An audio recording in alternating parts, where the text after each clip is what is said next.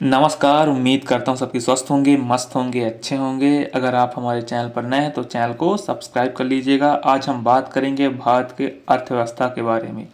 जो हमारा देश भारत अपनी आर्थिक ताकत से पूरी दुनिया को चौंका दिया, आप तो जानते हैं। भारत जबरदस्त विदेशी मुद्रा भंडार के साथ भारत अब विश्व के टॉप 4 देशों में शामिल हो गया है। इस मामले में चीन, जापान और स्विट्जरलैंड के बाद भारत चौथे नंबर पर है। और एक समय था जब भारत की अर्थव्यवस्था को फ्रेजाइल 5 का हिस्सा माना जाता था, लेकिन आज भारत दुनिया की सबसे तेज बढ़ती हुई अर्थव्यवस्थाओं में से एक है और यह विकासशील देशों के लिए एक बहुत बड़ी मिसाल माना जा रहा है। साथ में भारत न सिर्फ दुनिया की 5वीं सबसे बड़ी अर्थव्यवस्था बन गया है, बल्कि विदेशी मुद्रा भंडार के मामले में उसने एक नया रिकॉर्ड कायम किया है। आप तो जानते हो रिकॉर्ड क्या है। इतिहास में पहली बार भारत का विदेशी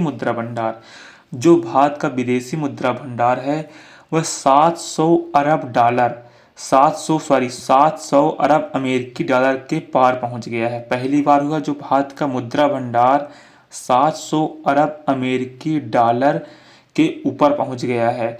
अब भारतीय रिजर्व बैंक के अनुसार 27 सितंबर को समाप्त सप्ताह में भारत का विदेशी मुद्रा भंडार 12.588 अरब डॉलर अमेरिका से बढ़कर 704.885 अरब अमेरिकी डॉलर को सर्वकालिक ऊंचे स्तर पर पहुंच गया है। और आप लोग तो जानते होंगे कि पिछले महीने फॉरेक्स के आंकड़ों में गिरावट देखने को मिली थी और इसकी वजह यह हो सकती है कि रुपए में तेज गिरावट रोकने के लिए आरबीआई ने हस्तक्षेप किया हो। आरबीआई ने कुछ इसमें हस्तक्षेप किया हो और जिसमें इसका गिरावट हो गई हो। जो विदेशी मुद्रा भंडार का ऊंचा स्तर घरेलू आर्थिक गतिविधियों को वैश्विक झटकों से बचाने में मदद करता है। जो विदेशी मुद्रा भंडार होता है वह ऊंचा स्तर घरेलू आर्थिक गतिविधियों को वैश्विक झटकों से बचाने में बहुत ज़्यादा मददगार होता है। और साथ में आप तो जानते हैं एक साल के आयात के लिए काफ़ी है भंडार। अनुमान यह बता रहा है कि भारत का विदेशी मुद्रा भंडार अब लगभग एक साल या उससे अधिक के अनुमानित आयात को कवर करने के लिए पर्याप्त है। जो इसके एक साल या उससे अधिक के अनुमानित आयात को कवर करने के लिए पर्याप्त है। फॉरेक्स रिजर्व या विदेशी मुद्रा भंडार किसी देश के केंद्रीय बैंक की मौद्रिक प्राधिकरण की ओर से रखी गई संपत्तियां होती है। जो मुद्रा भंडार होती हैं वो किसी देश के केंद्रीय बैंक के मौद्रिक प्राधिकरण की ओर से रखी गई संपत्तियां होती है। और विदेशी मुद्रा भंडार आमतौर पर आरक्षित मुद्राओं में रखे जाते हैं। आमतौर पर अमेरिकी डॉलर और कुछ हद तक यूरो, जापानी येन और पाउंड स्टर्लिंग भी इसे रखा जाता है। तो आप लोग जानते हैं कि आरबीआई विदेशी मुद्रा बाजारों पर कड़ी नज़र रखता है। जो हमारा रिजर्व बैंक है वह विदेशी मुद्रा बाजारों पर बहुत ज़्यादा नज़र रखता है और वह केवल व्यवस्थित बाजार की स्थिति बनाए रखने के लिए हस्तक्षेप करता है। जो आरबीआई है वह सिर्फ व्यवस्थित बाजार की स्थिति को सुदृढ़ करने के लिए हस्तक्षेप करता है और इसका उद्देश्य होता है कि पहले निर्धारित लक्ष्य स्तर या बैंड के संदर्भ के बिना विनिमय दर में अत्यधिक उतार चढ़ाव को नियंत्रित किया जा सके। जो विनिमय दर है उसे उतार चढ़ाव को नियंत्रित किया जा सके। और साथ में रुपए में भारी गिरावट को रोकने के लिए आरबीआई अक्सर डॉलर की बिक्री सही चल निधि प्रबंधन के जरिए बाजार में हस्तक्षेप करता है।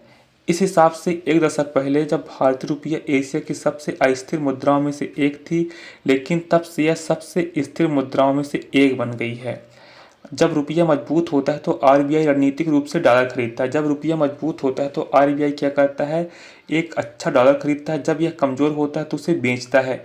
कम स्थिर रुपया भारतीय कंपनियों को निवेशकों के लिए बहुत आकर्षक बनाता है और इससे अर्थव्यवस्था के अनुमान में आसान बनता है। जो अर्थव्यवस्था होती है, जो इकोनॉमी होती है, उसे लगाना बहुत आसान बन जाता है। तो इस हिसाब से यह एक बहुत अच्छी बेनिफिट है भारत सरकार के लिए, हमारे देश के लिए।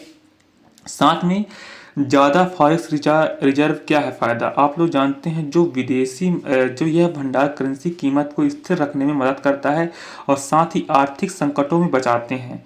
जो आर्थिक संकटों में इन्हें बचाया जाता है और विदेशी मुद्रा भंडार से देशों को अंतर्राष्ट्रीय व्यापार करने में आसानी होती है। जो विदेशी मुद्रा भंडार से देशों को अंतर्राष्ट्रीय व्यापार, इंटरनेशनल व्यापार को आसानी से होती है और भंडार होने से देशों को आसानी से बेहतर दरों पर कर्ज भी मिलता है। अमेरिका के लिए चुनौती क्या है, जो अमेरिका अभी भी विश्व की सबसे बड़ी अर्थव्यवस्था। आप तो जानते हैं जो अमेरिका देश है वो सबसे ज़्यादा विश्व की सबसे बड़ी अर्थव्यवस्था है और डॉलर दुनिया की प्रमुख मुद्रा है। चीन, जापान और भारत जैसे देशों को बढ़ता हुआ आर्थिक प्रभाव निश्चित रूप से अमेरिका के लिए एक चुनौती है और यह बहुध्रुवी विश्व की ओर बढ़ने का संकेत है। जहां पहले अमेरिका का दबदबा था, अब कई देश वैश्विक अर्थव्यवस्था में महत्वपूर्ण भूमिका निभा रहे हैं। तो दोस्तों, उम्मीद करता हूँ आपको पसंद आई होगी, ना भी आई होगी तो आप लोग एक फ्रेंड बातें कर लीजिएगा। धन्यवाद, टेक केयर, जय हिंद, जय भारत।